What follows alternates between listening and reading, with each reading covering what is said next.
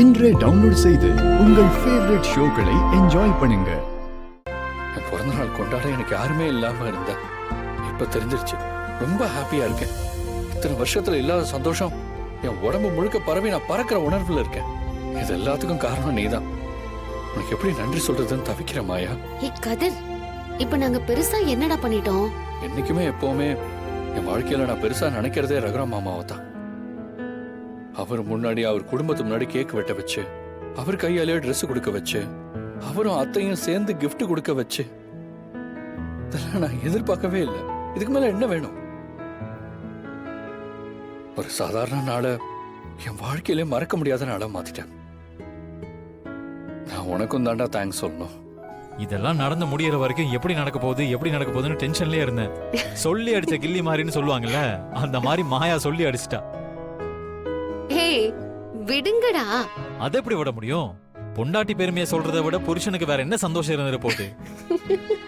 ஜீவா வயசுல இருக்கிற ஒருத்தனை பிடிச்சு அவனுக்கு ட்ரெஸ் வாங்கி கொடுத்து கேக் கட் பண்ண சொல்லி கிஃப்ட் வாங்கி கொடுக்கலான்னு மாமா சொல்லும் போதே மாயா முடிவு பண்ணிட்டா இதெல்லாம் உனக்கு மாமா கையாலே நடக்கணும்னு சொல்லி. அதுக்காக எவ்வளவு பிளான், ஒவ்வொரு நிமிஷமும் எனக்கு அப்படியே திக்கு திக்குன்னு இருந்துச்சுடா. அதெல்லாம் விட நான் ஒரு விஷயம் சொல்றேன். என் செயின் பரிமாறும் போது வெளியே வந்துருச்சு. மாமா ஒரு செகண்ட் பார்த்துட்டாரு. அவர் மறுபடியும் பார்க்கறதுக்குள்ள மாயா டக்குன்னு என்னை கூப்பிட்டு அந்த பக்கம் இழுத்துட்டா. இல்லைன்னா நான் தான் ஜீவான்னு மாமாக்கு தெரிஞ்சிருக்கும். தெரிஞ்சிருந்தா என்ன, மாமா சந்தோஷம் தான் பட்டிருப்பாரு. நீ கொஞ்சம் முன்னாடி சொன்னியே அப்படியே உடம்பெல்லாம் சந்தோஷமா இருக்குன்னு, அதே மாதிரி அவரும் ஃபீல் பண்ணிருப்பாருடா. ஆனா அந்த மாதிரி நடக்கிறது கதிருக்கு சந்தோஷமா இருக்காது.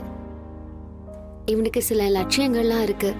அதுல அவன் ஜெயிச்ச பின்னாடிதான் இவன் தான் ஜீவான்னு தெரியும் போது மாமா இன்னும் சந்தோஷப்படுவாரு.